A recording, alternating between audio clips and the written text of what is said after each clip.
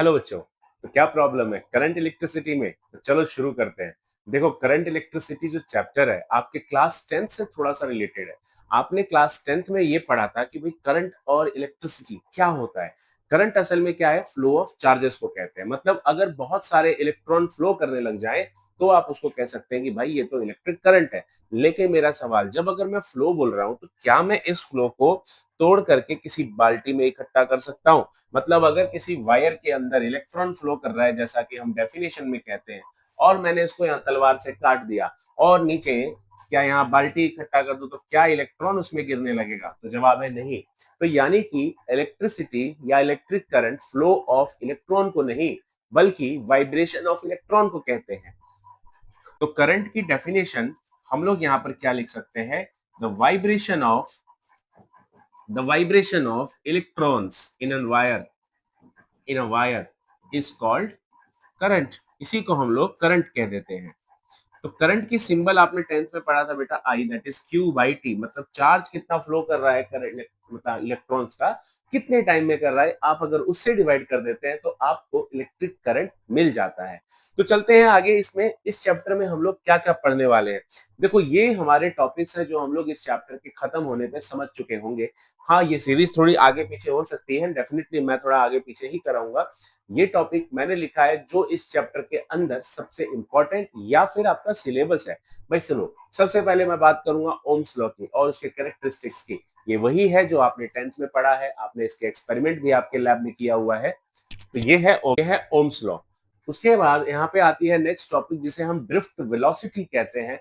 Drift velocity में हम पढ़ने वाले हैं कि असल में इलेक्ट्रॉन्स किस तरीके से मूवमेंट करते हैं वायर के अंदर और वो किस स्पीड से वाइब्रेट करते हैं, क्या उनकी वेलोसिटी होती है।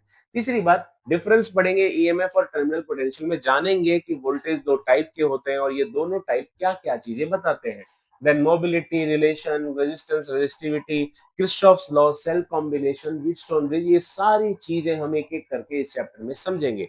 तो शुरू करते हैं हमारा चैप्टर टॉपिक ओम्स लॉ से। भाई देखो, ओम्स लॉ का स्टेटमेंट बड़ा ही सिंपल है। ऑलवेज आप लोग बचपन से ओम्स लॉ पढ़ते आ रहे हो, तो ये कुछ खास ज्यादा बताने की जरूरत नहीं है क्योंकि ये बिल्कुल वही 10th वाला डेफिनेशन है जो हम बात करेंगे। देखो क्या बोलते हैं ओम्स लॉ में। इट स्टेट्स दैट क्या स्टेट करता है भाई? तो it states that the current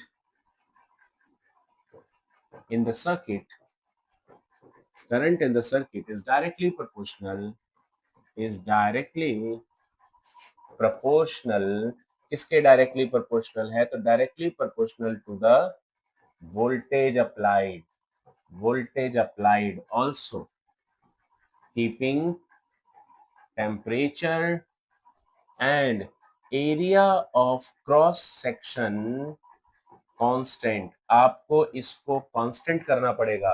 किसको कांस्टेंट करना पड़ेगा बेटा? दो चीजों को कांस्टेंट करना पड़ेगा, एक तो एरिया ऑफ क्रॉस सेक्शन को और दूसरा टेम्परेचर को। सवाल यहाँ पर यह आता है कि मैंने यहाँ पर एक लिखा है कि current is directly proportional to voltage, जबकि जब आप रिलेशन बनाते हैं ना तो V प्रोपोर्शनल टू I लिखते हैं, voltage proportional to current. Definition में ऐसा हमने क्या कर दिया भाई? क्या प्रॉब्लम होगी, क्या पाप हो गया? तो असल में याद रखना बेटा, वोल्टेज वो कारण है जिसके कारण करंट जनरेट होता है। सर्किट में हमेशा पहले वोल्टेज आता है, करंट बाद में आता है। इसको मैं आपको इस तरह से समझाऊं, बेटा पहले आया या बाप के लिए आया? यार बाप पहले आया, बाप की वजह से बेटा है। तो आप ये नहीं कह सकते कि बाप डिपेंडेंट ऑन बेटा, आपको ये कहना बेटा डिपेंडेंट ऑन बाप। So that's why current dependent on voltage, current is directly proportional to voltage. हाँ, फॉर्मूला बनाते रहे V प्रोपोर्शनल टू I हमने लिखा हुआ है। प्रोपोर्शनल साइन हटाकर इक्वल लगाऊंगा तो एक कांस्टेंट आता है, वही कांस्टेंट यहाँ पर R है जिसे हम रेजिस्टेंस बोलते हैं। और क्योंकि ये कांस्टेंट ऑफ प्रोपोर्शनैलिटी है बेटा, तो यानी कि रेजिस्टेंस का जो फॉर्मूला है rho L by A, L for length, A for area, rho for resistivity. भाई रेजिस्टिविटी सिर्फ दो ही चीज पे डिपेंड करती है, एक तो टेम्परेचर पे और दूसरा मटेरियल पे कि कौन सा मटेरियल है। तो इसीलिए हमने टेम्परेचर को कांस्टेंट रखा हुआ था। दूसरी बात, एरिया ऑफ क्रॉस सेक्शन को कांस्टेंट कर दिया, तभी जाकर के आर कांस्टेंट हो पाएगा। ये था ओम्स लॉ का स्टेटमेंट। अगर आप इसके हिसाब से ग्राफ बनाए तो आप इसकी कैरेक्टरिस्टिक्स बना सकते हैं। वोल्टेज वर्सेस आई का ग्राफ अगर ड्रॉ करना है तो आपको स्ट्रेट लाइन आएंगे क्योंकि डायरेक्टली प्रोपोर्शनल है, इंटरसेप्ट कोई है ही नहीं। हमने ग्राफिकल में पिछले कुछ वीडियोस में ये पढ़ा था कि जब भी हमें ग्राफ बनाना होता है तो हम ये चेक करते हैं हमारा कौन सा इक्वेशन को ये सेटिस्फाई कर रहा है। देखो M X plus C, Y equal to M X plus C के ग्राफ को ये सेटिस्फाई कर रहा है। इसके अकॉर्डिंग मेरा ग्राफ का Y axis is voltage, X axis is current, तो इसका जो एम होगा यानी स्लोप होगा वो कौन बताएगा? स्लोप विल बी आर यानी कि रेजिस्टेंस। तो इसका जो ग्राफ है वो उसका स्लोप क्या है? तो इसका स्लोप है बेटा रेजिस्टेंस। जितना ज्यादा स्लोप होगा यहाँ पर उतना ही ज्यादा उसका रेजिस्टेंस होगा। इसी से मैं आपसे एक सवाल पूछता हूं कि अगर यहीं पर मैंने आपको 3 ग्राफ दे दिए हैं ए बी और सी, और मैं पूछता हूं कि बताओ इन सब में सबसे कम रेजिस्टेंस किसका है, या रेजिस्टेंस का रिलेशन बताओ, तो आपको सिंपली एंगल देखना है, स्लोप देखना है। भाई ए का स्लोप ये, बी का स्लोप ये, सी का स्लोप ये, सबसे ज्यादा स्लोप किसका है? तो सी वाले का है, यानी कि उसका रेजिस्टेंस ज्यादा है, क्योंकि वी वर्सेस आई के ग्राफ में रेजिस्टेंस स्लोप होता है, यानी कि हमारा रेजिस्टेंस सी का ज्यादा है, उससे कम बी और सबसे कम ए। तो ध्यान रखने का कि क्वेश्चन में जब भी ये इस टाइप का रिलेशन आएगा आपको स्लोप चेक करना है। लेकिन अगर यहीं पर मैंने ग्राफ को बदल दिया होता, आई ऊपर कर देता, वी नीचे कर देता, और यही सेम क्वेश्चन में आपसे दोबारा पूछता कि भाई 3 ग्राफ है ए बी सी, अब बताओ रेजिस्टेंस में रिलेशन, तो अब थोड़ा सा फंडामेंट चेंज हो जाएगा। क्या? आपको इसी रिलेशन में जो v equals to I R है, आई को लेफ्ट में रखो तो v बाई आर होगा।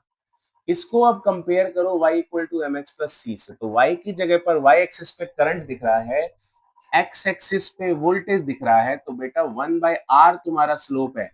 इंटरसेप्ट अभी भी कुछ भी नहीं, मतलब ओरिजिन से ग्राफ स्टार्ट है, लेकिन आपका स्लोप यहाँ पर क्या है? आई वर्सेस बी में स्लोप है 1 बाई आर, यानी कि रेजिस्टेंस का इनवर्स। तो जितना कम स्लोप उतना ज्यादा रेजिस्टेंस।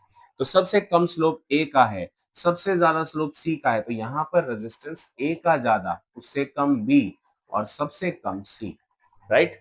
तो यानी देखो ग्राफ के एक्सिस बदलने से रेजिस्टेंस में कितना फर्क आ जाता है ना, क्वेश्चन का कितना मतलब ही बदल जाता है। तो बड़ा ही मजेदार तरीके से एकदम बढ़िया से समझ में आ रहा है हमें। आगे बढ़ते हैं। फिजिक्स को बेटा जिया करो, है ना, फिजिक्स को जीने से समझ में आएगा। फिजिक्स के लिए सांस लो, फिजिक्स से ही सांस आनी चाहिए एकदम। इतना इजी, इतना बढ़िया सब्जेक्ट है ना, आई लव इट। तो और वही लव आप भी करेंगे फिजिक्स से जब आप लोग इस लेक्चर को पूरा देखेंगे, ये चैप्टर आपको अच्छे से क्लियर हो जाएगा। चलिए बेटा, ओम्स लॉ के बाद हम आगे बढ़ते हैं। देखिए ये चैप्टर पूरी तरीके से करंट और वोल्टेज पे डिपेंडेंट है, तो मतलब मैं बात अब करने वाला हूँ वोल्टेज की। तो आखिर ये वोल्टेज क्या चीज है? देखो किसी भी चीज को अगर काम को तुम्हें करना है तो काम को करने के लिए एनर्जी की जरूरत है, बिना एनर्जी के कोई काम नहीं होता। मुझे अगर काम करना है, मुझे अगर पढ़ाना है, तो पढ़ाने के लिए मैं बेटा खाना खाऊंगा, खाना खाने से मुझे एनर्जी मिलेगी जिस एनर्जी से मैं पढ़ा सकता हूँ, करेक्ट और नॉट? तो everything in this universe require energy. तो सिमिलरली इलेक्ट्रॉन के वाइब्रेशन को भी तो एनर्जी चाहिए। असल में वो इलेक्ट्रॉन को एनर्जी मिलेगी कहां से? तो इस इलेक्ट्रॉन को एनर्जी प्रोवाइड करता है ये वोल्टेज। वोल्टेज ही वो चीज है जो इलेक्ट्रॉन को मार मार के धक्का देता है कि भाई तू आगे बढ़ और करंट को फ्लो करवा। यानी कि बैटरी के अंदर वोल्टेज का पर्पस ही है इलेक्ट्रॉन को वाइब्रेट करना और इलेक्ट्रॉन को एनर्जी प्रोवाइड करना। सो वोल्टेज हम लोग दो टाइप से पढ़ने वाले हैं। एक हम लोग जानेंगे कि व्हाट इज ईएमएफ, और एक हम लोग जानेंगे व्हाट इज टर्मिनल पोटेंशियल। ठीक है, टर्मिनल पोटेंशियल को ही हम लोग शॉर्टकट में वोल्टेज लिख देते हैं। अब देखो बात जब ईएमएफ की हो रही है तो इसका फुल फॉर्म होता है electromotive force. This is electromotive force. Electromotive force क्या है? तो it is the maximum, it is the maximum potential, maximum voltage है ये।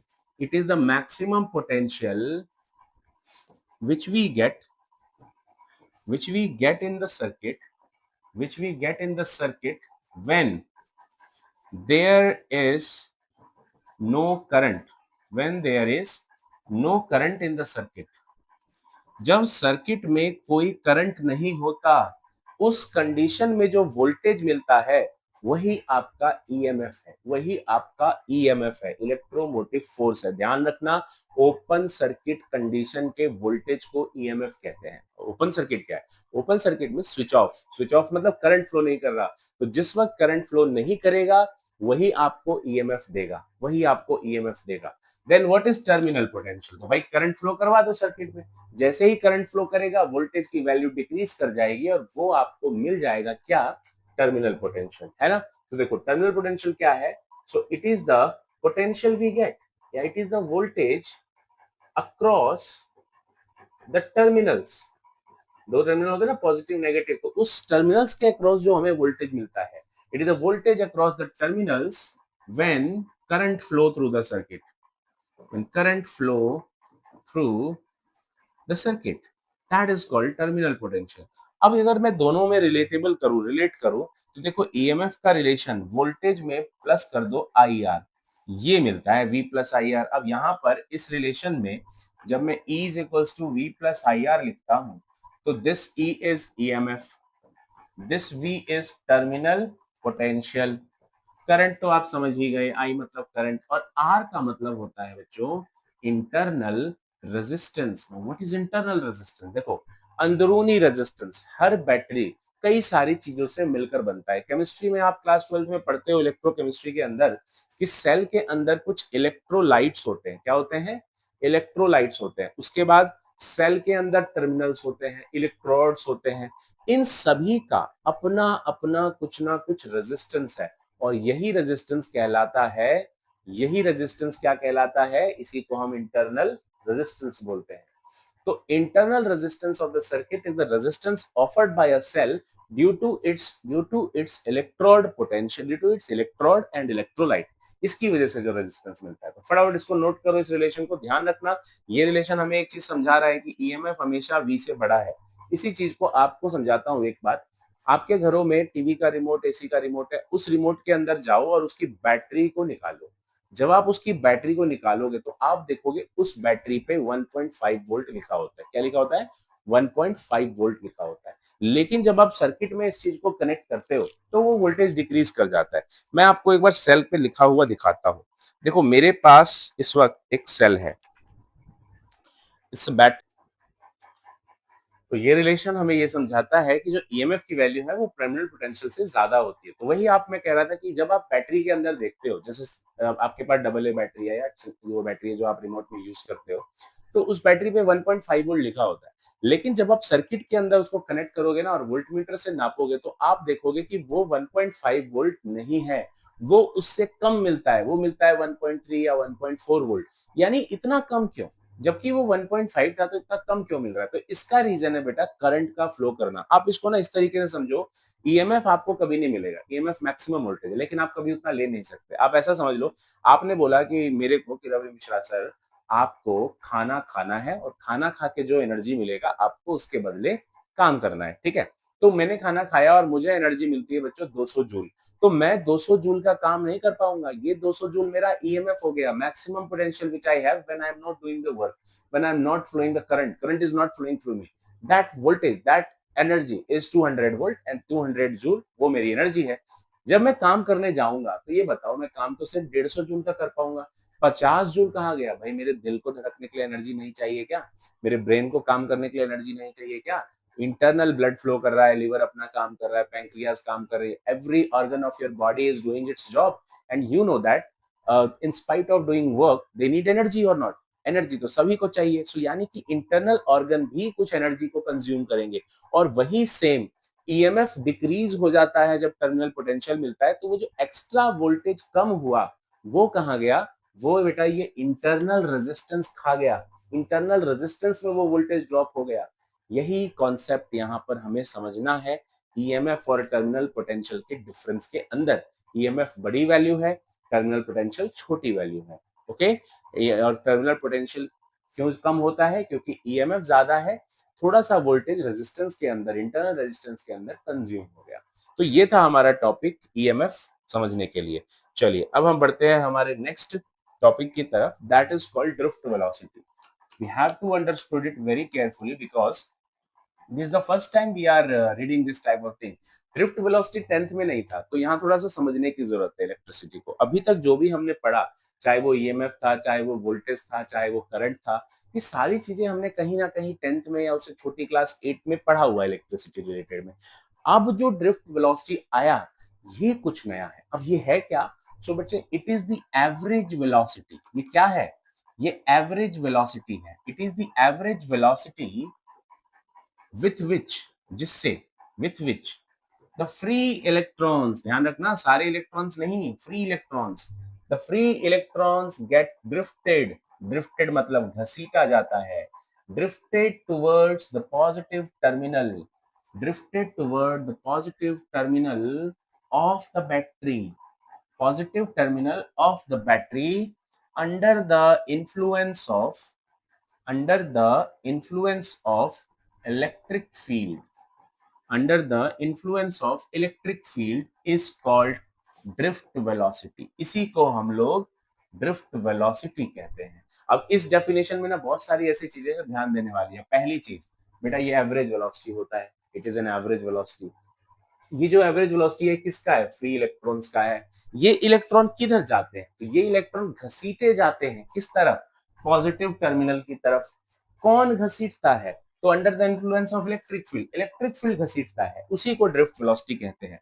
तो जरा इसको समझने के लिए मैं आपको ये बताऊं कि आप एक वायर कंसीडर करो और मान लो कि इस वायर को मैंने थोड़ा सा जूम किया, इस बीच के हिस्से को मैं जूम करके देख रहा हूं, बड़ा करके देख रहा हूं, and it's a battery connected with it. Battery का पॉजिटिव टर्मिनल नेगेटिव टर्मिनल दोनों जुड़ा हुआ है, ठीक है। सबसे पहले इस वायर में ये जो बीच में बड़ा सा रेक्टेंगल बनाया है ना, ये वायर को जूम करके देख रहे हैं हम लोग, ये वायर बड़ा करके देख रहे हैं।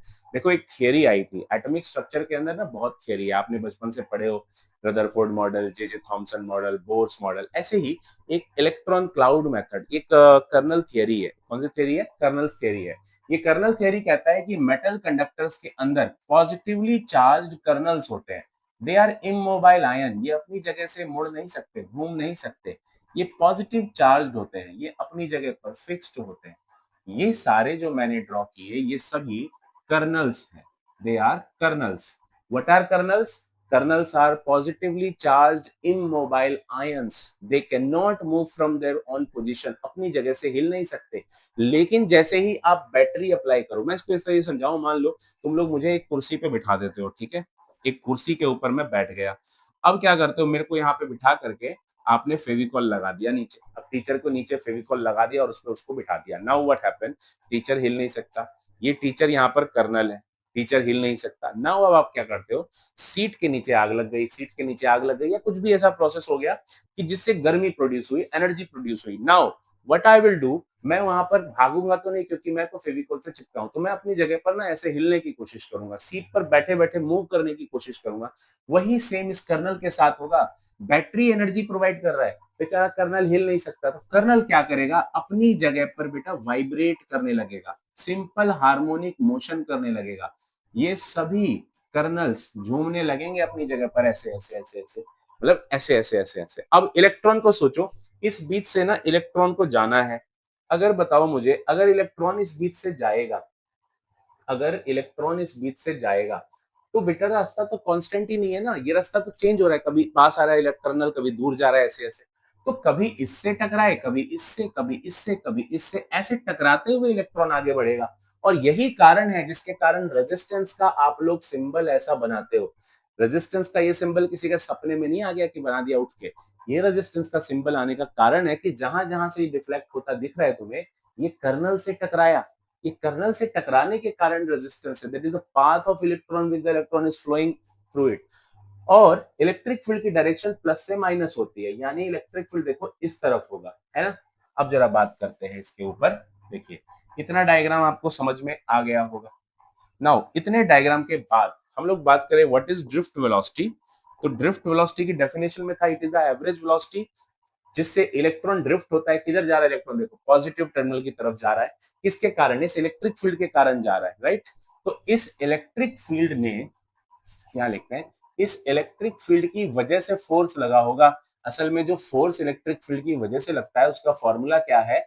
F equal to Q E. ये हमने चैप्टर 1 इलेक्ट्रोस्टैटिक में पढ़ा है, फोर्स और इलेक्ट्रिक फील्ड में रिलेशन। तो यहाँ पर जो चार्ज है बच्चों वो इलेक्ट्रॉन है, तो माइनस ई लिख देता हूँ।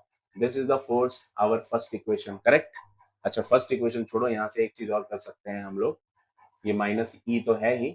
हम लोग क्या करते हैं, फोर्स को मास इनटू एक्सेलरेशन लिख सकते हैं, न्यूटन का लॉ है। So what is acceleration from here, M को इधर डिवाइड में भेजो, minus E E by M. आप इसको फर्स्ट इक्वेशन ट्रीट कर लो, इतना चल सकता है। अब आप देखिए ड्रिफ्ट वेलोसिटी की डेफिनेशन थी, it is the average velocity. Average निकलता कैसे है? तो सारी वेलोसिटी को जोड़ दें, अगर मतलब n इलेक्ट्रॉन्स है तो n वेलोसिटी को जोड़ दो और उसी नंबर n से डिवाइड कर दो, ये होता है एवरेज वेलोसिटी। तो अल्टीमेटली v1 v2 का पता लगाना पड़ेगा। v1 v2 क्या है? इलेक्ट्रॉन्स की इंडिविजुअल वेलोसिटी। चलो, तो v इज इक्वल्स टू होता है u प्लस at। तो अगर फर्स्ट इलेक्ट्रॉन की बात करूं तो यहाँ फर्स्ट का इनिशियल वेलोसिटी आएगा, यहाँ फर्स्ट इलेक्ट्रॉन का टाइम आएगा। इस टाइम को बोलते हैं बच्चों relaxation time. This time is called relaxation time. भाई रिलैक्सेशन मतलब रिलैक्स कर रहा है। कब रिलैक्स कर रहा है? जब एक इलेक्ट्रॉन एक कर्नल से टकराया और दूसरे कर्नल से टकराया, तो इस बीच में जो टाइम उसको मिला रिलैक्स करने को, वही है रिलैक्सेशन टाइम। कर्नल जब एक से टकराया, फिर दूसरे से इलेक्ट्रॉन टकराया, कर्नल से दूसरे कर्नल से टकराया, तो बीच का जो गैप मिला टाइम आराम करने का, यही उसका रिलैक्सेशन टाइम है T1। मैंने ए के आगे A1 नहीं लिखा क्योंकि बैटरी तो एक ही है ना, एक ही बैटरी से कनेक्टेड है, तो सभी इलेक्ट्रॉन्स को बराबर एनर्जी बराबर एक्सेलरेशन मिल रहा होगा, तो A1 A2 करने की जरूरत नहीं है, दे आर इक्वल। सिमिलरली जब हम V2 लिखेंगे तो हम लिखेंगे U2 प्लस AT2। जब हम Vn लिखेंगे तो लिखेंगे UN प्लस ATN, है ना। तो इन सभी को पुट कर दो इस रिलेशन में जरा। जो फार्मूला ड्रिफ्ट वेलोसिटी का है, एवरेज वेलोसिटी है ना, v1 plus v2 plus v3 up to बढ़ता जाएगा up to vn upon n, इसमें डालो।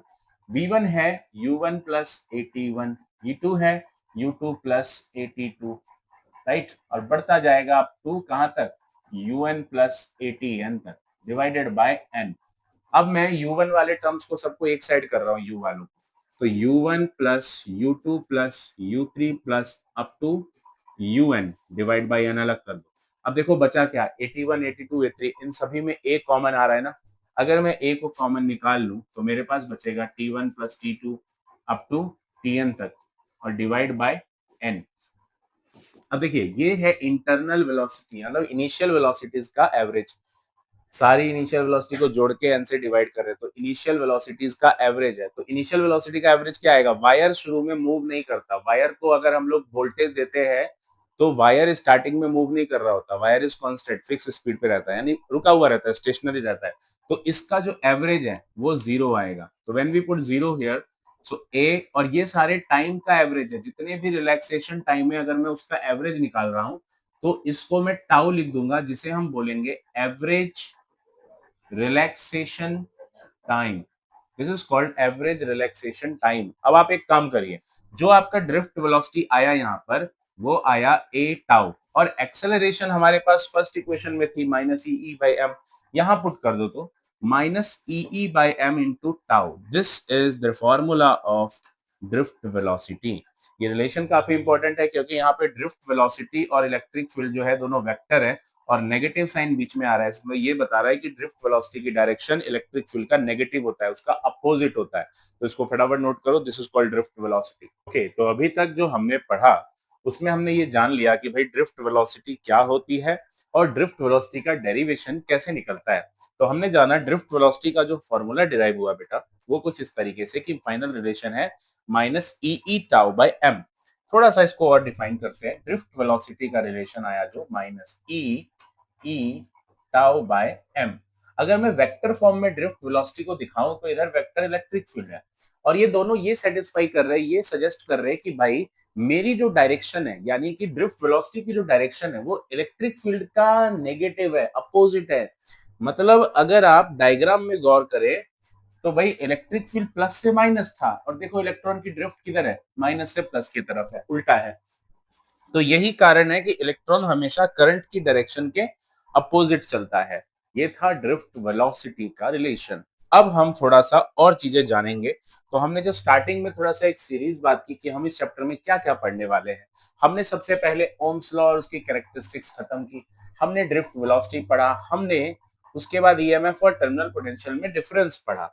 अब हम बात करेंगे थोड़ा सा रेजिस्टेंस, रेजिस्टिविटी और उनके टेम्परेचर डिपेंडेंस के बारे में। तो अभी हम लोग पहले यहाँ चलते हैं। थोड़ा सा सीरीज मैंने कहा था कि थोड़ा सा हम आगे पीछे चलेंगे, जरूरी नहीं कि हम बिल्कुल वैसे ही चले जैसा हमने लिखा था। मैंने ही लिखा है तो मैं अपने अकॉर्डिंग ही आगे पीछे चलूंगा, बट हाँ at the end of the chapter we will cover each and every aspect of the chapter.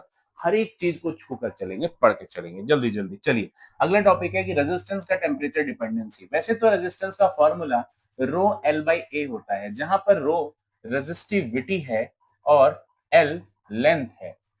A area of cross section है, R4 रेजिस्टेंस है। उसी तरीके से रेजिस्टेंस टेम्परेचर पे भी डिपेंडेंस है, that is R01 plus alpha delta T.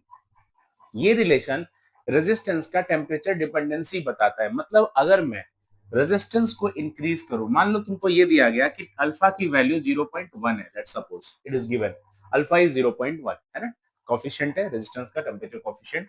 और उसने आपको बोला कि भाई अगर आप 25 डिग्री सेल्सियस पर बात करें तो रेजिस्टेंस था 10 ओम। तो मुझे अब 50 डिग्री सेल्सियस पर बताओ रेजिस्टेंस कितना होगा। Now this is the question. अब इस सवाल के हिसाब से अगर मैं इस वाले फॉर्मूले में पुट करूं तो मुझे आर टी चाहिए 50 पे, मतलब टी मेरा 50 है। आर नॉट क्या हुआ, जो इनिशियल रेजिस्टेंस था जो कि है 10 25 पे, 1 प्लस अल्फा की वैल्यू 0.1, डेल्टा टी की वैल्यू क्या होगी बेटा, डेल्टा टी 50 डिग्री सेल्सियस में पूछा और 25 इनिशियली था, तो डिफरेंस करो 25 आएगा दोनों को घटा के, तो आपका आंसर होगा 10, 1 प्लस इसको मल्टीप्लाई करोगे तो इट विल बी 2.5, राइट। तो यानी कि 10 इंटू 3.5 हो गया, मल्टीप्लाई करिए आपका आंसर 35 ओम आ गया। यानी कि 10 ओम का रेजिस्टेंस अगर आप उसको हीट करके टेम्परेचर को बढ़ाकर 50 कर दें 25 से, तो उसका टेम्परेचर 35 डिग्री सेल्सियस हो जा रहा है। यानी कि रेजिस्टेंस बढ़ाने से टेम्परेचर भी, सॉरी टेम्परेचर बढ़ाने से रेजिस्टेंस भी बढ़ रहा है। This is called temperature dependency of resistance. तो ये टॉपिक हमारा आता है। नेक्स्ट इसके बाद जैसे कि सेम इसी तरीके से रेजिस्टिविटी का भी टेम्परेचर है कि rho t is equals to rho not 1 plus alpha delta t. देखो सेम रिलेशन है, R T equals to R not 1 plus alpha delta t, जैसे ये था वैसे ही ये है। मतलब टेम्परेचर पे डिपेंडेंसी हम इसका भी कर सकते हैं। सेम वही आपको रो नोट दे रखा होगा, टेम्परेचर डिफरेंस बता देगा, भाई इस पे निकालो अल्फा दे देगा और बताना है रेजिस्टेंस रेजिस्टिविटी इस पे क्या होगा। तो इस तरीके के क्वेश्चन हमारे सामने इस पे बेस्ड आएंगे। नेक्स्ट इसके बाद आता है बेटा, इस टॉपिक के बाद आता है कि हम लोग रेजिस्टेंस को सॉल्व करना सीखे। रेजिस्टेंस के जो कॉम्बिनेशंस होते हैं, दो तरीके के कॉम्बिनेशन रेजिस्टेंस के आते हैं।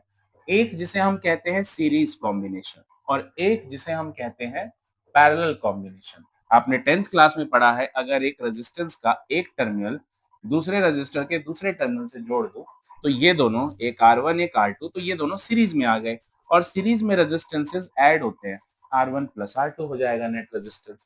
अगर दो रेजिस्टर्स के दोनों टर्मिनल आपस में जुड़े हों तो हम इसे कह सकते हैं कि ये पैरेलल में है और पैरेलल में रेजिस्टेंस 1/R1 प्लस 1/R2 करके ऐड होते हैं। ये है हमारा रेजिस्टेंस का फॉर्मूला। तो ये कुल मिलाकर सीरीज और पैरेलल के कॉम्बिनेशन है। 10th क्लास में आपने ऑलरेडी पढ़ा है। 12th में ऐसा क्या अलग पड़ेगी, देखो 10th में ओम्स लॉ पे बेस्ड क्वेश्चन आते थे जिसमें आप लोग नेट रेजिस्टेंस डायरेक्टली निकालते थे और सॉल्व करते थे। But in class 12 there is a topic जिसको हम लोग कहते हैं, क्या कहते हैं, क्रिस्चॉफ्स लॉ। तो ये क्रिस्चॉफ्स लॉ का टॉपिक आप लोग यूज करेंगे। देखिए क्रिस्चॉफ्स में क्या है, मैंने अलग से चैनल पे क्रिस्चॉफ्स की एक वीडियो कुछ टाइम पहले बनाई थी, तो आप लोग क्रिस्चॉफ के उस वाले वीडियो से रिलेट करेंगे। यहाँ पर मैं उसकी क्लिप लगा दूंगा तो आपको वो समझने में आसान हो जाएगा। क्रिस्चॉफ का फर्स्ट लॉ है जिसे हम लोग शॉर्टकट में केसीएल भी कहते हैं। इसको हम लोगों ने जंक्शन लॉ का नाम भी दिया हुआ है।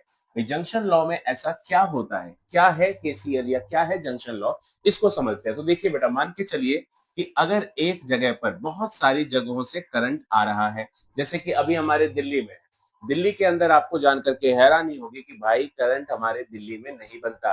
असल में क्या है कि पोल्यूशन के बढ़ने की वजह से दिल्ली के अंदर जो पावर प्लांट थे उसको शिफ्ट कर दिया गया पानीपत वगैरह, यानी कि कुल मिला के दिल्ली एनसीआर में या दिल्ली से बाहर। अब होता यह है कि वहां पर बिजली बनती है और वो दिल्ली में आती है, यानी दिल्ली की डिमांड इतनी ज्यादा है लेकिन दिल्ली का प्रोडक्शन जीरो है। तो दिल्ली बाकी जगहों से, बाकी राज्यों से बिजली खरीदता है। तो अब यहाँ पे क्या होता है कि जैसे मान के चलो बेटा, ये पंजाब से बिजली आ रहा है, लेट सपोज हम कैलकुलेशन के लिए ना इसको 3 एम्पियर का करंट मान लेते हैं। ऐसे ही पंजाब के बाद राजस्थान से हमने बिजली खरीदी, किसने खरीदी भाई, दिल्ली ने खरीदी, और दिल्ली ने राजस्थान से 2 एम्पियर खरीदी। ऐसे ही बेटा दूसरी जगह एमपी से मान के चलो 5 एम्पियर आया। तो अभी बताओ दिल्ली के पास टोटल कितना करंट आया, या दिल्ली ने अगर आगे किसी को सप्लाई किया तो कितना भेजा होगा। तो 3 2 5 और 5 10, टोटल 10 एम्पियर का करंट दिल्ली के पास आ रहा है। तो केसीएल कहता है कि 10 एम्पियर का करंट ही दिल्ली से बाहर जाएगा, या दिल्ली में 10 एम्पियर का करंट ही यूज होगा। सिंपल सी बात है यार, जितना आएगा उतना बनेगा। मतलब मेरे घर में 10 रोटी बनी है तो मैं खाऊंगा 10 रोटी ना, 11 कैसे खा सकता हूँ। तो यही था केसीएल लॉ कि भाई जो भी जंक्शन के ऊपर, एक जंक्शन वो पॉइंट है जहां सारे करंट आकर के मिलते हैं, तो अगर एक जंक्शन की बात करें तो जितने भी करंट जंक्शन पे पहुंचते हैं उतने ही करंट वहां से निकलते भी है। तो आने वाले करंट को आप देखो, फॉर्मूला अगर देखा जाए ना, तो समेशन आई इक्वल टू 0, ये फॉर्मूला किरचॉफ के करंट लॉ का निकल करके आया, यानी कि algebraic sum of all the current present at the junction is 0।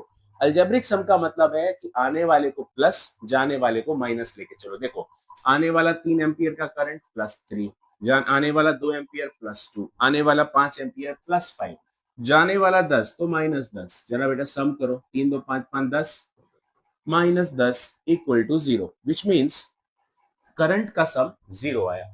यही है केसीएल, और ये केसीएल बेस्ड है कंजर्वेशन ऑफ चार्ज पे, क्योंकि करंट बेसिकली चार्ज की वजह से है और करंट कांस्टेंट है। आने वाला करंट बराबर जाने वाला करंट, इसका मतलब चार्ज कंजर्वेशन। तो हम कह सकते हैं KCL is based on conservation of conservation of charge पे बेस्ड है। सो ये था बच्चों केसीएल का टॉपिक। नेक्स्ट केस के किरचॉफ ने सेकंड लॉ दिया जिसका नाम था केवीएल।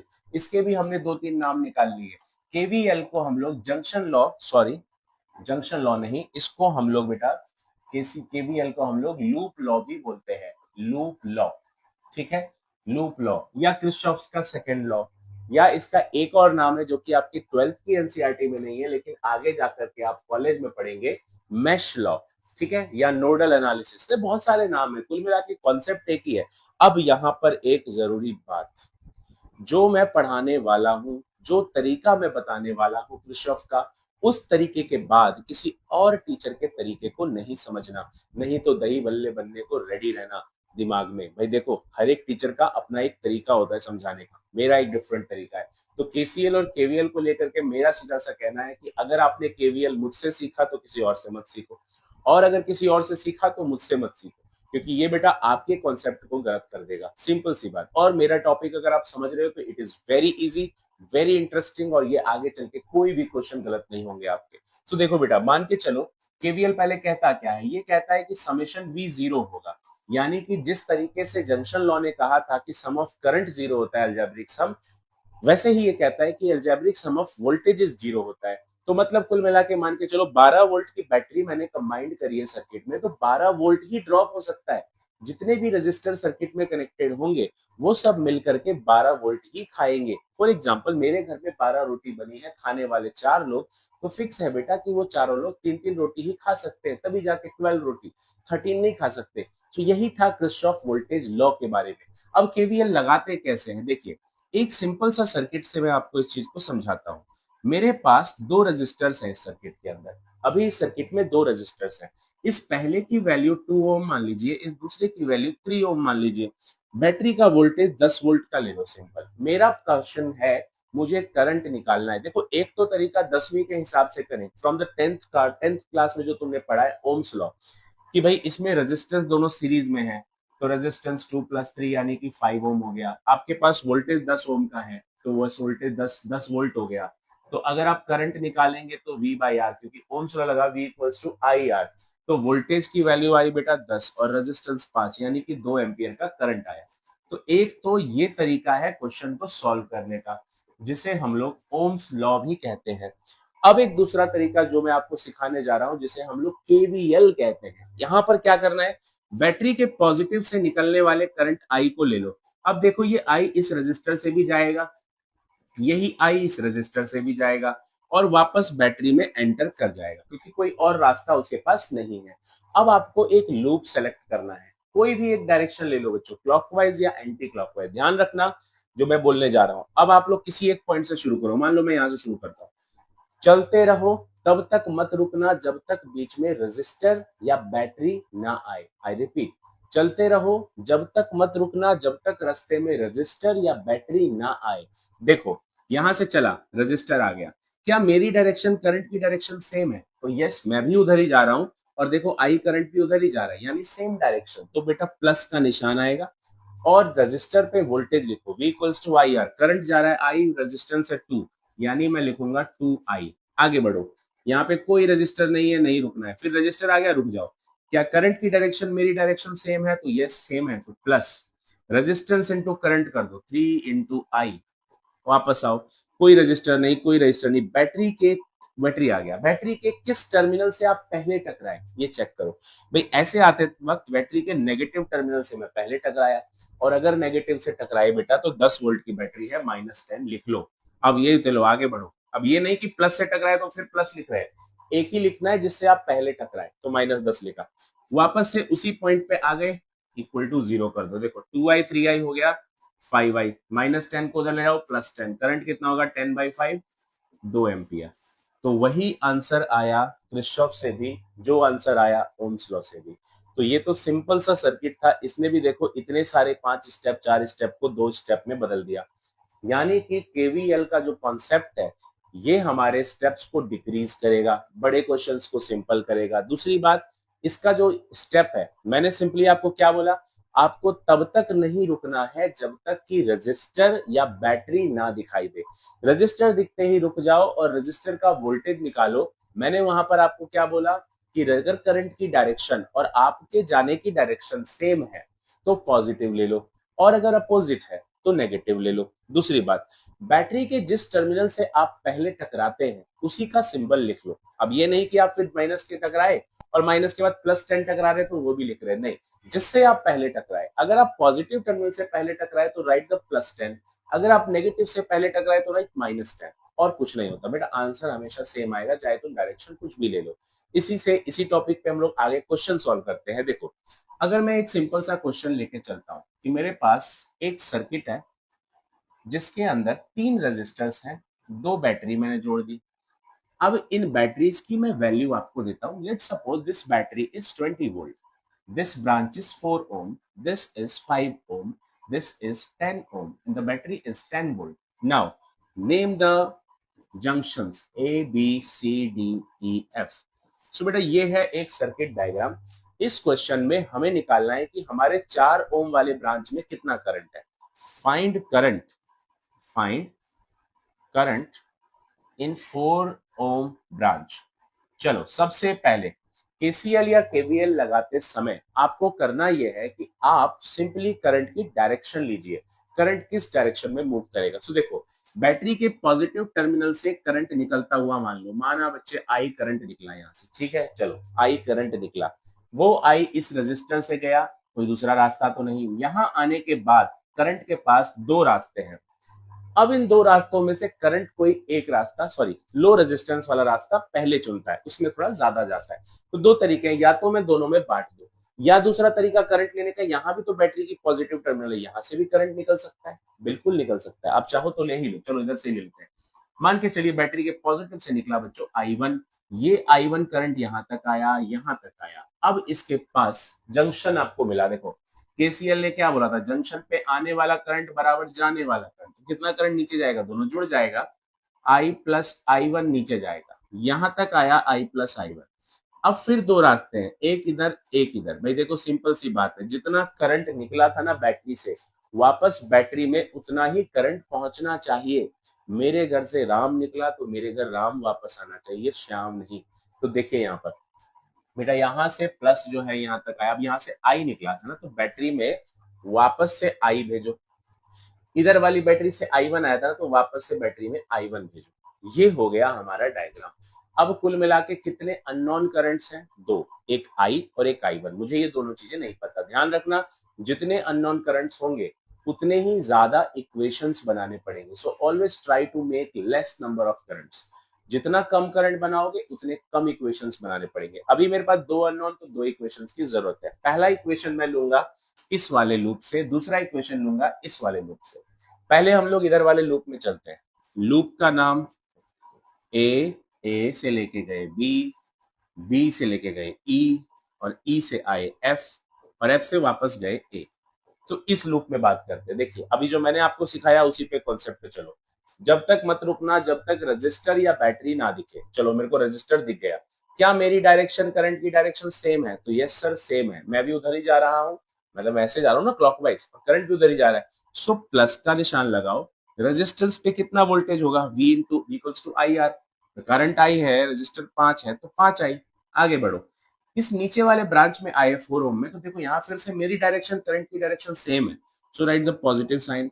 रेजिस्टेंस इनटू करंट करो, यानी 4 इंटू आई प्लस I1 करो। देन इधर से आओ, कुछ नहीं है कुछ नहीं है, बैटरी के किस टर्मिनल से पहले टकराए? जवाब है सर माइनस से टकराए। तो माइनस से टकराए तो माइनस का 20। फिर हम आगे बढ़े, बैटरी के पॉजिटिव से टकराए, लिखना चाहिए क्या प्लस?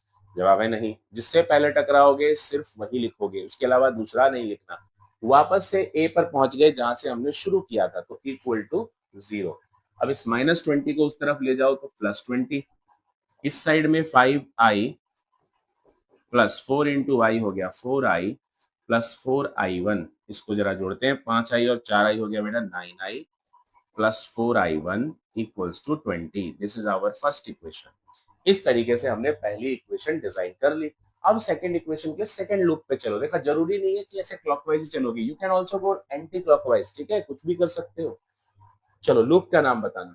तो यहाँ पर लूप का नाम है, बी से शुरू हो रहा है, B C D E B, B C D E B, ऐसे चलते हैं। चलिए बी से सी की तरह देखो, जब तक रजिस्टर या बैटरी नहीं आएगा रुकना नहीं है, ठीक है, सिंपल सी बात। मेरे को यहाँ पे रजिस्टर दिख गया, क्या मेरी डायरेक्शन करंट की डायरेक्शन सेम है? जवाब है नहीं सर, अपोजिट है। मैं बच्चे उधर जा रहा हूँ, करंट देखो इस तरफ आ रहा है, इधर आ रहा है, मैं उधर जा रहा हूँ, तो क्या लेंगे? Negative, opposite sign negative. Resistor 10 ohm का करंट I1 आ रहा है, तो क्या करने का? रेजिस्टेंस इनटू करंट कर दो। नीचे आए, बैटरी के पॉजिटिव से टकराए तो राइट डाउन प्लस का 10, नेगेटिव से फिर टकराए जाके तो लिखने की जरूरत नहीं है, जिससे पहले टकराओगे सिर्फ उसी का नाम लिखना है ना, तो +10। वापस आए, कोई रजिस्टर नहीं, कोई रजिस्टर नहीं, कोई रजिस्टर नहीं, यहाँ रजिस्टर आ गया। अब देखो मैं ऊपर जा रहा हूँ बच्चे, करंट किधर आ रहा है? नीचे आ रहा है, मैं ऊपर जा रहा हूँ, तो in opposite direction negative. Resistance into current कर दो, यानी 4 इंटू आई प्लस I1 कर दिया। वापस बी पे पहुंच गए जहां से चले थे, तो इक्वल टू 0। अब ये एक इक्वेशन बनेगा, देखो, माइनस का 10I1, इस 10 को उधर फेंक दो पहले, माइनस का 10 -4i अब सॉल्व करें, 10I1 और 4i1, माइनस का 14I1 माइनस का 4i equal to -10। Negative common निकाल लेता हूं तो ये साइन चेंज हो जाएंगे, ये प्लस हो गया, उधर वाला माइनस माइनस करके प्लस हो गया। This is your second equation. तो ये तैयार है बच्चों, हमारा दो इक्वेशंस रेडी है, ठीक है। अब दो इक्वेशंस को जो भी मेथड आपको आता है, एलिमिनेशन, सब्स्टिट्यूशन, जो भी आता है उससे सॉल्व करने का मैं बताऊंगा। तो एलिमिनेशन से करते हैं। देखो, कोई भी एक को काटने की कोशिश करो, यहाँ 9i है, यहाँ 4i है, तो या तो मैं i को कैंसिल करने की कोशिश करूं या I1 को, तो वहां 14I1 है या 4I1 है, ज्यादा आसान मुझे i इधर में काटना। देखो 9i है, वहां 4i है, इस 9i को ना 4 से मल्टीप्लाई करो इस पूरे इक्वेशन को, और उसको 9 से करो, ताकि दोनों के i वाले पार्ट इक्वल हो जाए और कैंसिल हो सके। करो, 4 9 जा 36, फर्स्ट इक्वेशन को लिख रहा हूं मैं मल्टीप्लाई करके, 4 4 जा 16, तो 16I1, फिर 4 का मल्टीप्लाई 20 के साथ हो गया बेटा 80। अब ये वाला लिखो, 9 इंटू 14 कितना होता है? I1 के, ये जो I1 वाला पार्ट है ये I1 के नीचे ही आएगा, ध्यान रहे, यहाँ पे I भी था 36 के साथ, I1 वाला पार्ट I1 के नीचे ही लिखना है, ठीक है। तो 9 4 जा 36, 9 1 जा 9, 10 11 12, 126 I1, फिर ये मल्टीप्लाई 4 के साथ होगा तो 36i, बीच में बेटा प्लस है ना, ये प्लस का था, एंड 9 10 जा 90। ये आपका इक्वेशन तैयार है। नाउ साइन चेंज करो, नेगेटिव नेगेटिव नेगेटिव, जो प्लस है उसको माइनस, जो माइनस है उसको प्लस बनाने का, ये पार्ट कैंसिल हो गया। माइनस 126 में से 16 घटाना है, 6 में से 6 गया 0, और 2 में से 1 गया 1, तो 110I1। इस तरफ माइनस का 90 में से 80 गया बेटा, तो 10, नेगेटिव नेगेटिव कैंसिल, तो I1 आया 10/110 एम्पियर, इससे 0 से 0 गया, 1/11 एम्पियर। ये मेरा पहला I1 करंट है।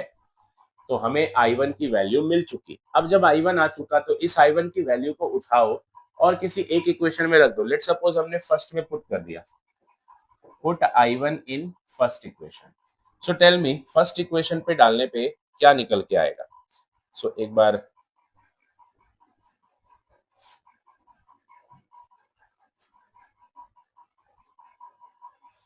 ओहो, इसको थोड़ा रीडू कर लेते हैं। हाँ, ये था हमारा, तो इसको हम थोड़ा सा छोटा करेंगे,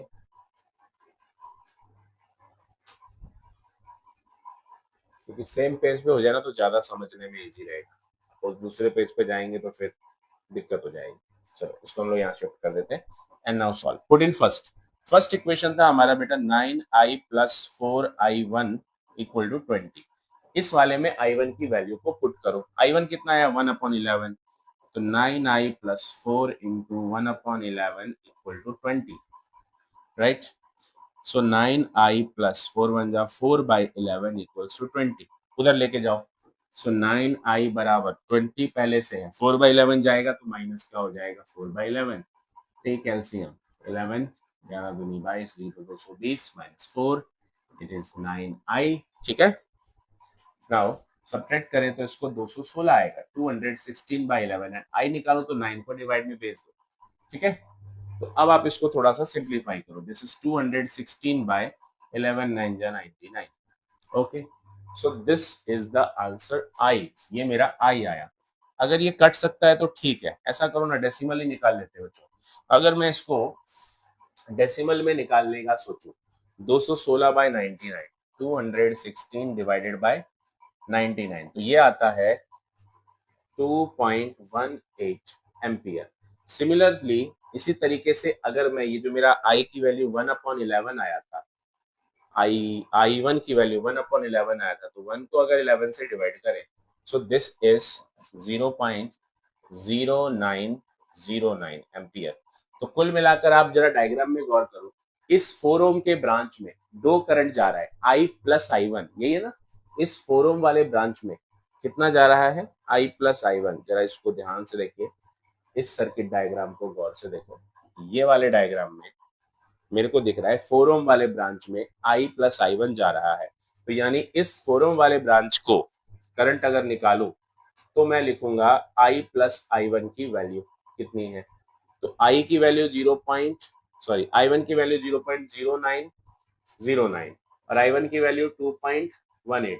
आप जरा इन दोनों को सम कर दो, मतलब आप 2.18 में 0.9090 को बेटा जोड़ लो, 098 का 0 3, तो आंसर आपका आ गया 3.0890 एम्पियर।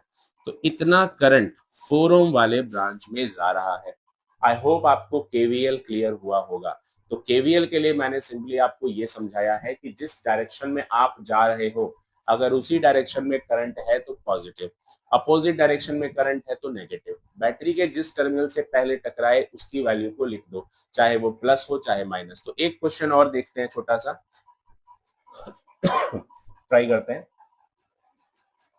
देखिए यहाँ पर एक वैल्यू मैंने ली, थोड़ा सा इजी कैलकुलेशन टाइप का वैल्यू लेते हैं। 1 वोल्ट की ये है, 1 ओम, 2 ओम, 1 ओम, 5 वोल्ट, ठीक है, कुछ ऐसा ले लेते हैं। चलिए अब करंट की डायरेक्शन लो फटाफट।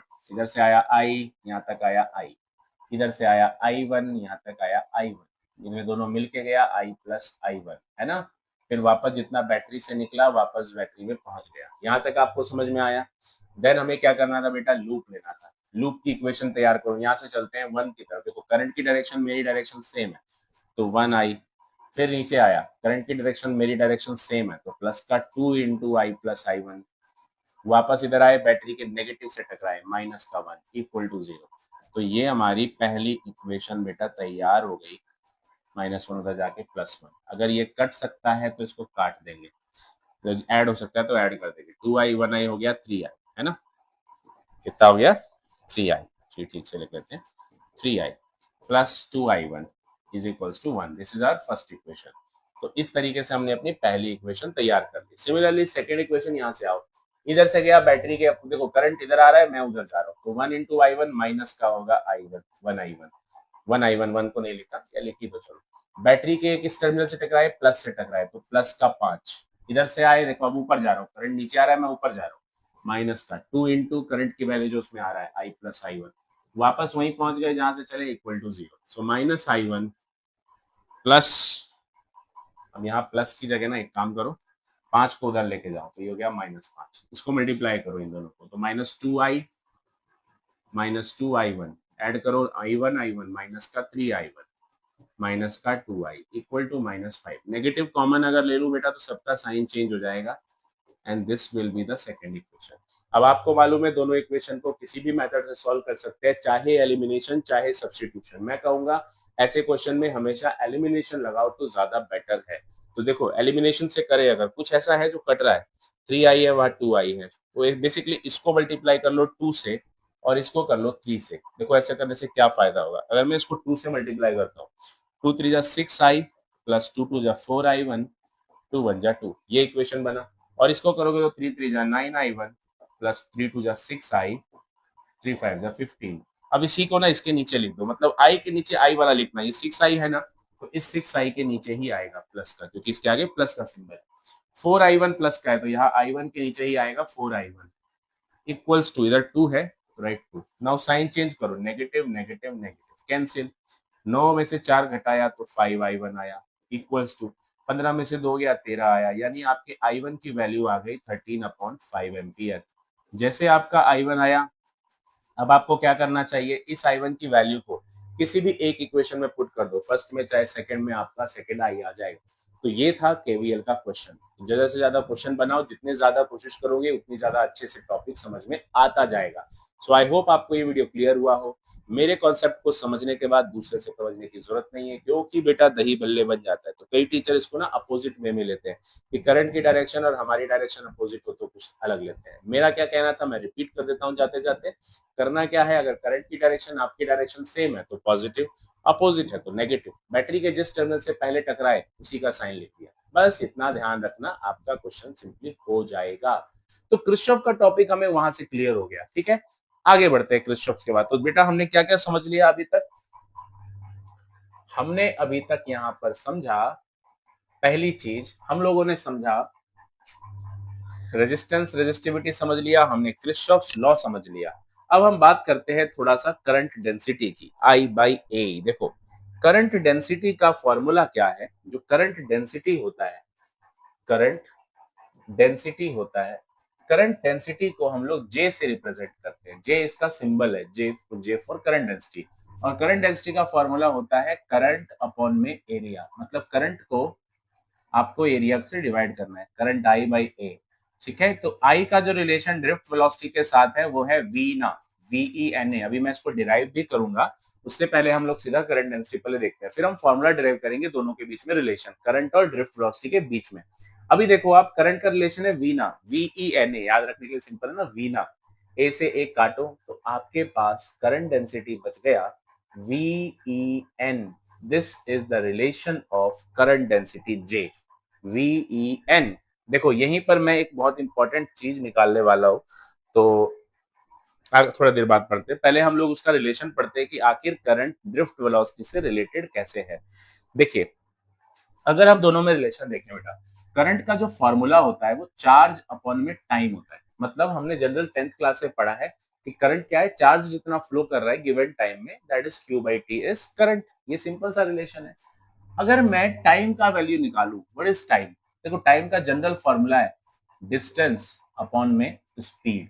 अगर किसी वायर में से, अगर किसी वायर में से करंट जा रहा है तो उस वायर का लेंथ डिस्टेंस L होगा, और किस स्पीड से जाता है तो ड्रिफ्ट वेलोसिटी से जाता है, यानी कि L/VD हम लिख सकते हैं ना। तो ये हमने यहाँ पर पुट कर दिया। अगर मैं, टाइम मेरे पास आ चुका है, मेरे को पता है चार्ज का I is equals to Q/T होता है, उस रिलेशन में अगर मैं पुट करूं तो I is equals to Q upon में टाइम के बदले L अपॉन में VD आएगा। करेक्ट और नॉट। ये जो चार्ज है बेटा ये इलेक्ट्रॉन का चार्ज है, तो इसको हम लोग E लिख सकते हैं, इलेक्ट्रॉन के चार्ज को, है ना। देखो थोड़ा सा ना चार्ज के बारे में आते हैं, एक इलेक्ट्रॉन तो होता नहीं है यार, है ना, बहुत सारे इलेक्ट्रॉन्स होते हैं। अगर हम चार्ज की बात करें, देखो टोटली एक वायर मैं फिर से बनाता हूँ, वही सेम मैंने जूम कर दिया इसको, इसमें कर्नल्स होते थे और इलेक्ट्रॉन्स इसमें मूव करता था। इसका लेंथ मैंने L कंसीडर किया था, हालांकि पूरे वायर का लेंथ था। उसमें इलेक्ट्रॉन जा रहा है बेटा, एक इलेक्ट्रॉन तो जाएगा नहीं, n नंबर ऑफ इलेक्ट्रॉन जाएंगे। अब यहाँ पे आप एक चीज करो, स्मॉल n जो है ना, ये है number of electrons per unit volume. तो मुझे बताओ नंबर ऑफ इलेक्ट्रॉन कैसे निकलेगा, n इंटू वॉल्यूम करना पड़ेगा। n को जब वॉल्यूम से मल्टीप्लाई करूंगा, वॉल्यूम क्या होता है, सिलेंडर का वॉल्यूम, πr²h, πr² मतलब एरिया, h का मतलब l, मतलब मैं बेसिकली a इंटू l कर दूं तो यही वॉल्यूम है।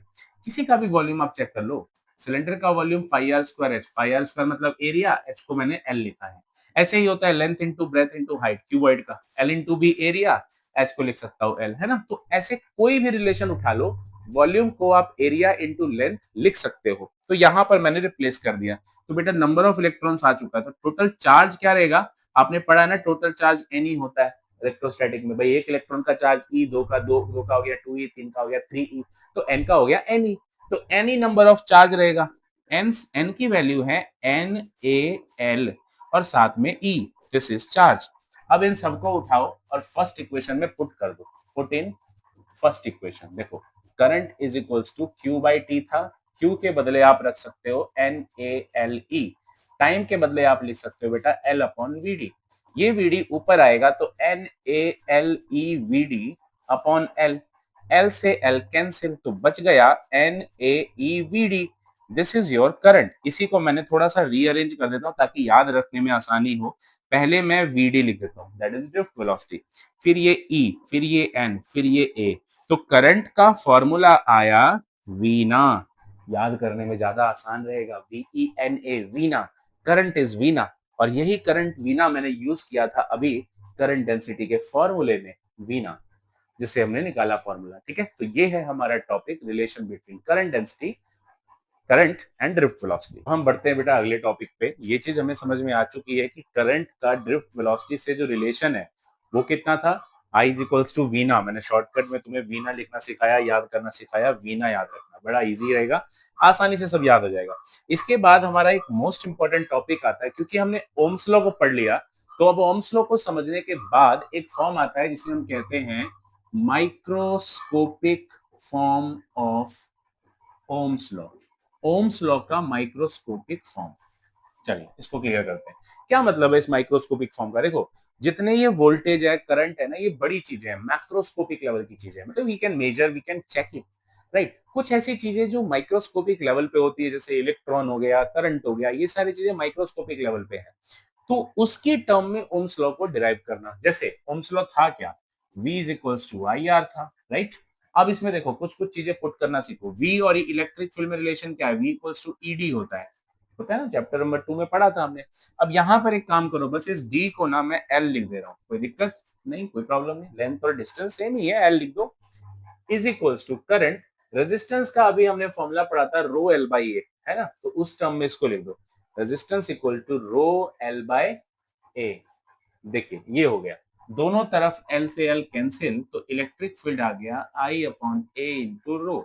ये फॉर्मूला हमने जस्ट अभी पढ़ा था, current upon area I by A, इसको हमने करंट डेंसिटी जे बोला था, तो ये आया। सो यहां से जे क्या आएगा, ई, और इस रो को उधर भेज दोगे तो 1/रो हो जाएगा उधर जाके, है ना।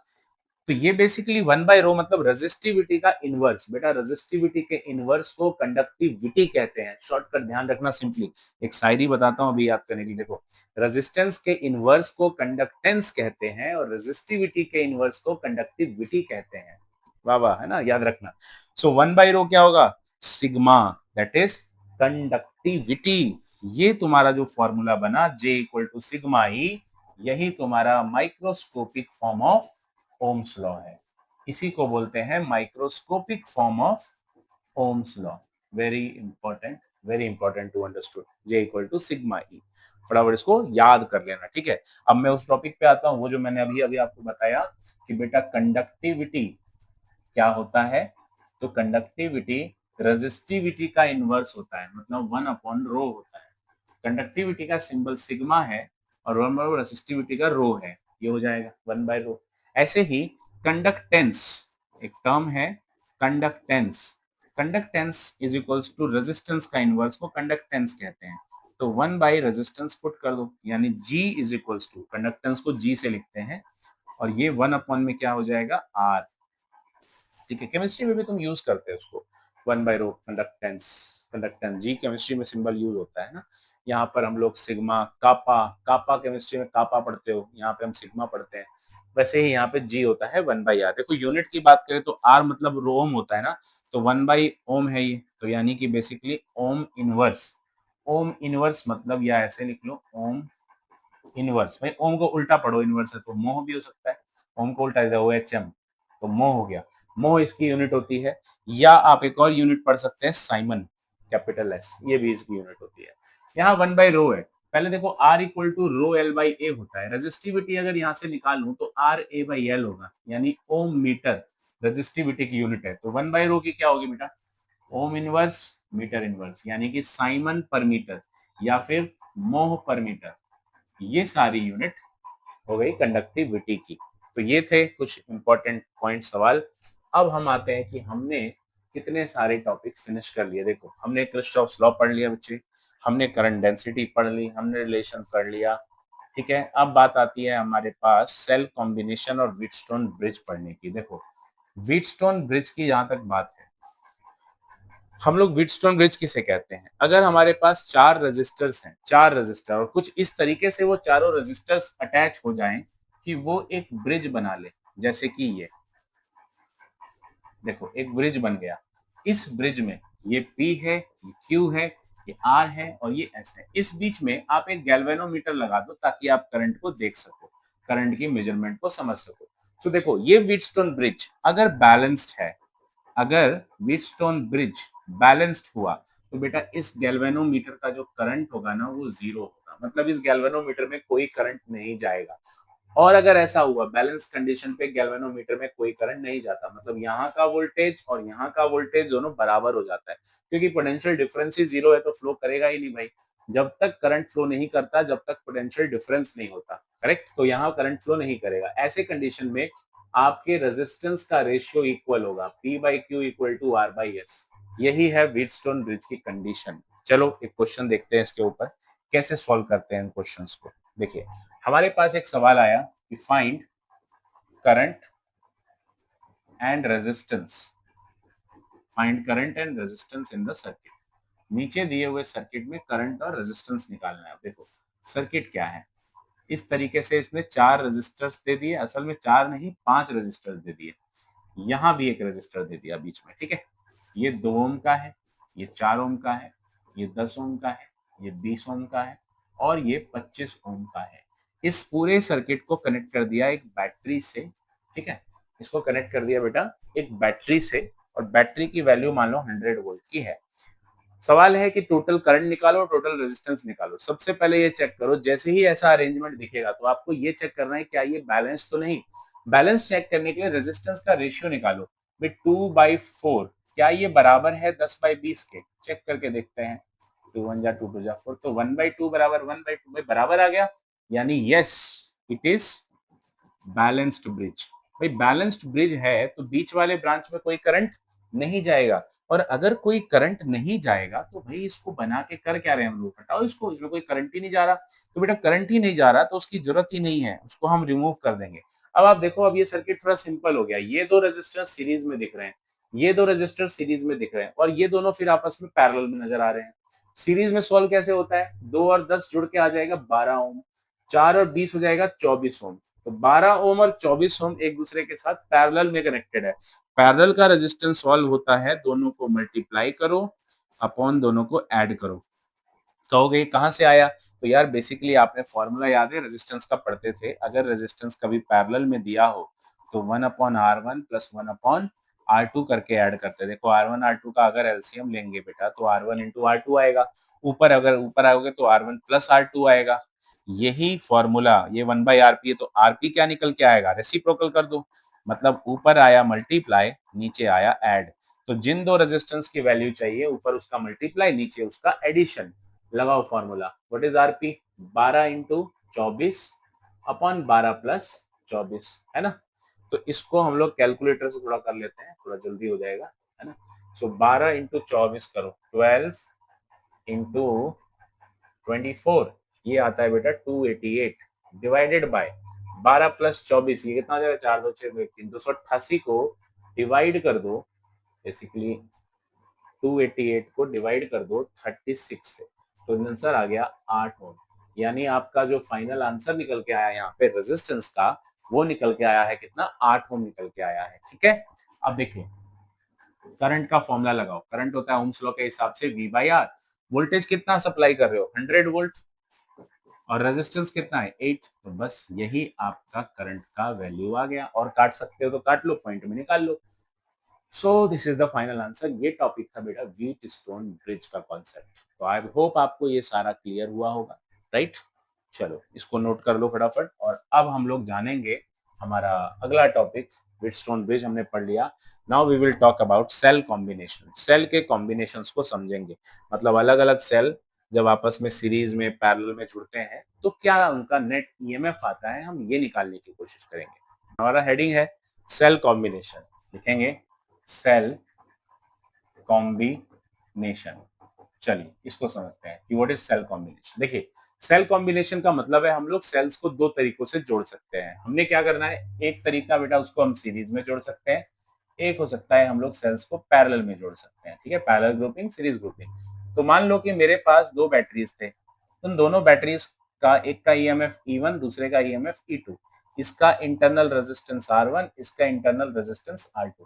देखो इंटरनल रेजिस्टेंस को ना उसके नीचे हम लोग ऐसे रिप्रेजेंट करते हैं या बैटरी के नेगेटिव टर्मिनल के जस्ट पास में बना होगा। ये दो तरीके से आप लोग इंटरनल रेजिस्टेंस को रिप्रेजेंट करते हैं। क्वेश्चन में ऐसे दिया होता है R1 और R2 में। अब यहाँ पर अगर मैं देखूं इस टर्मिनल के कुछ नाम रख लो A B C। अगर ये नेट दोनों सीरीज का आएगा तो नेट नेट कुछ ना कुछ तो वोल्टेज निकल के आएगा ना। मान लो उसको E इक्विवेलेंट आया और net equivalent resistance R equivalent आया A और C के अक्रॉस, करेक्ट। तो अगर मैं VAB निकालता हूं, ध्यान से डायग्राम में देखो, A और B के अक्रॉस का वोल्टेज, तो इसको लिख सकते हैं बेटा VA माइनस VB, है ना। VAB निकालेंगे तो VA माइनस VB।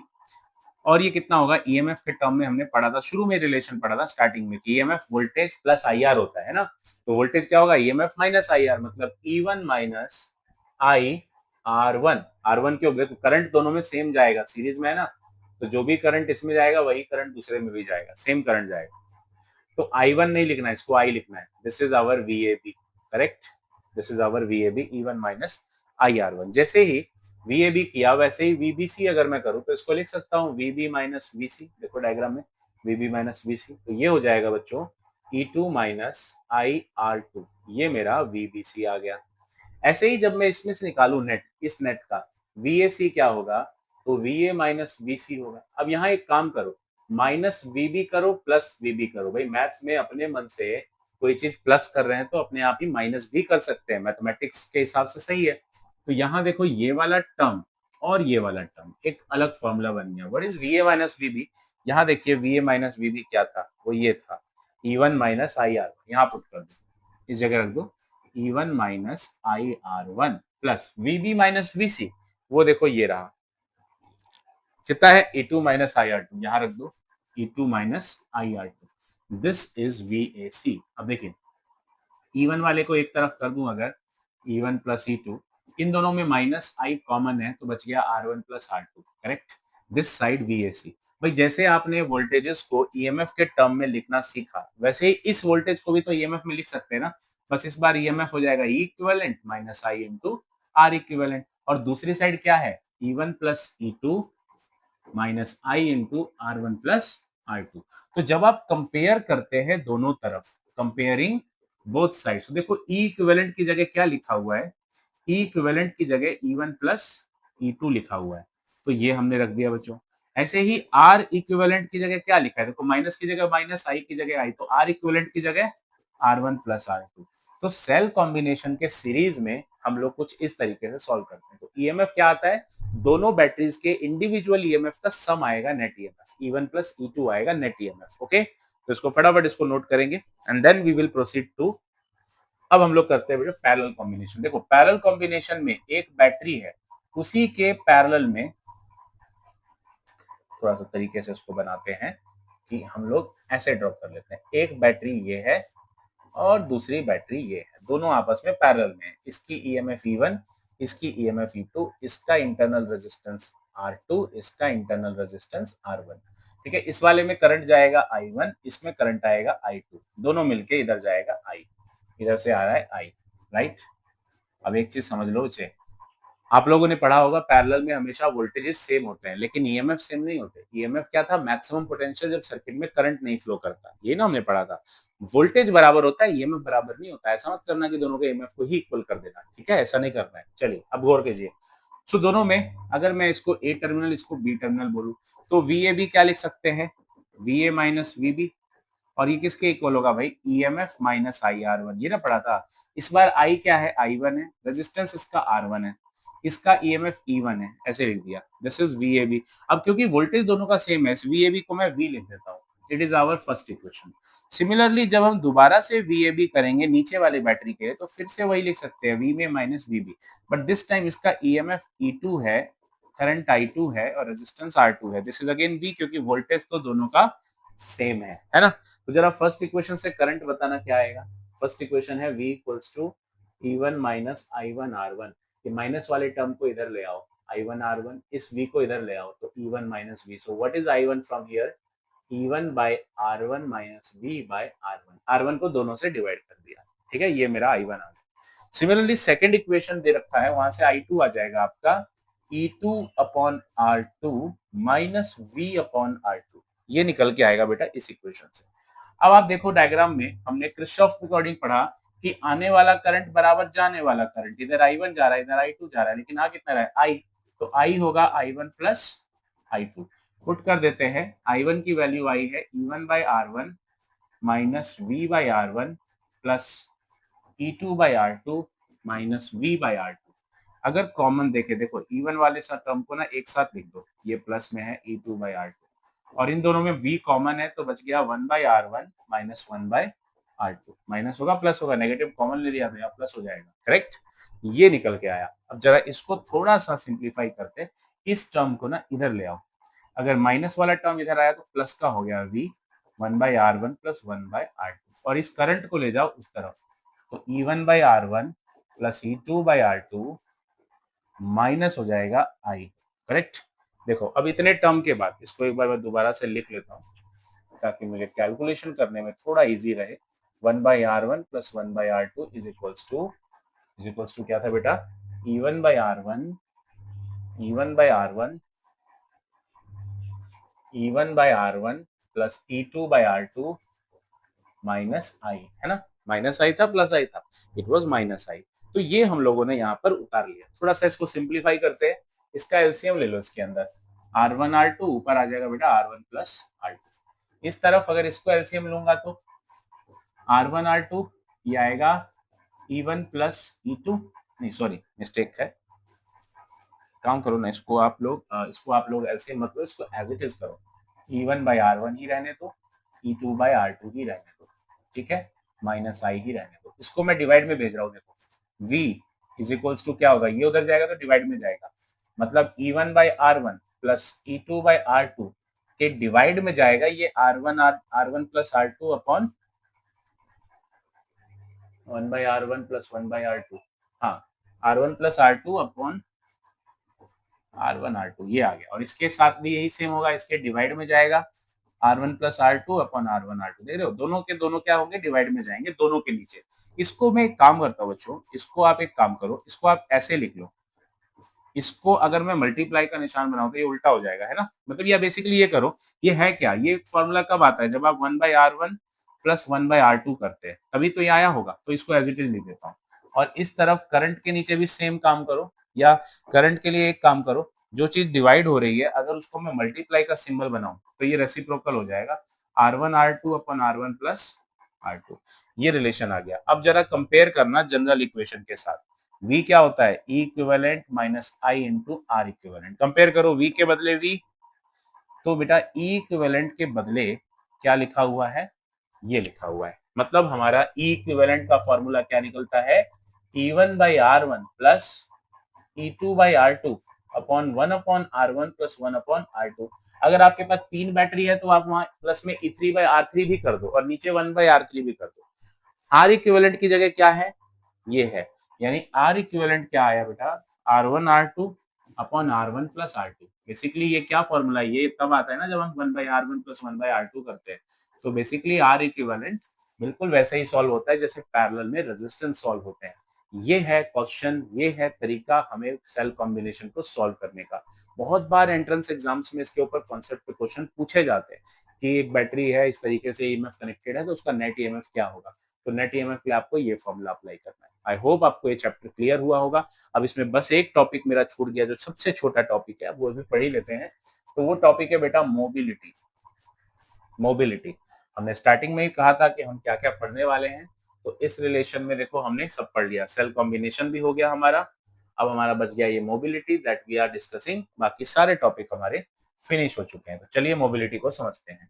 देखिए मोबिलिटी का सिंपल सा रिलेशन है, मोबिलिटी को म्यू लिखते हैं और ये होता है drift velocity per unit electric field. मतलब ड्रिफ्ट वेलोसिटी को इलेक्ट्रिक फील्ड से डिवाइड कर दोगे तो मोबिलिटी आ जाएगा। ड्रिफ्ट वेलोसिटी का रिलेशन क्या आया था, ई टाउ बाई एम। नेगेटिव सिर्फ ये बताने के लिए था कि ड्रिफ्ट वेलोसिटी की डायरेक्शन इलेक्ट्रिक फील्ड का अपोजिट है, इसलिए मैं माइनस यूज नहीं कर रहा यहाँ पे, मैं सिर्फ उसका मैग्नीट्यूड लिख रहा हूँ इनटू ई। ई से E cancel, so what is mobility, E tau by M.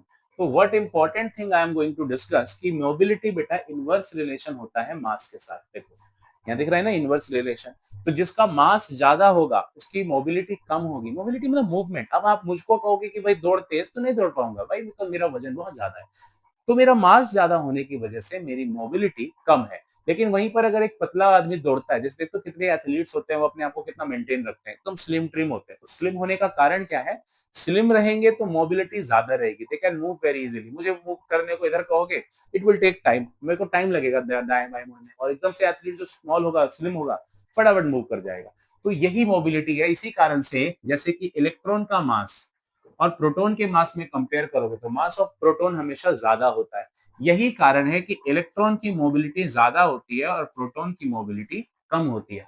यही कारण है कि कर्नल्स की मोबिलिटी कम होती है, क्योंकि kernels are immobile mass particle, they have mass, वो वजन होता है बेटा, उनमें वजन इतना ज्यादा होता है कि वो मोबिलिटी नहीं कर पाते। यहाँ समझाया था ना मैंने, they do only SH, move नहीं कर सकते। उसका कारण उनकी मोबिलिटी थी, उनका मास था। तो ये था हमारा चैप्टर जिसका नाम था करंट इलेक्ट्रिसिटी। तो आई होप आपको ये सारे चैप्टर, पूरा चैप्टर क्लियर हुआ। वन शॉट में मैंने पूरी कोशिश करी सारे एस्पेक्ट में बहुत अच्छे ढंग से एक्सप्लेन करूं। तो यहाँ पे सब कुछ है आपके रिवीजन के लिए, अच्छे से रिवाइज कीजिए और ऐसे ही सारे चैप्टर्स के वीडियो आते रहेंगे।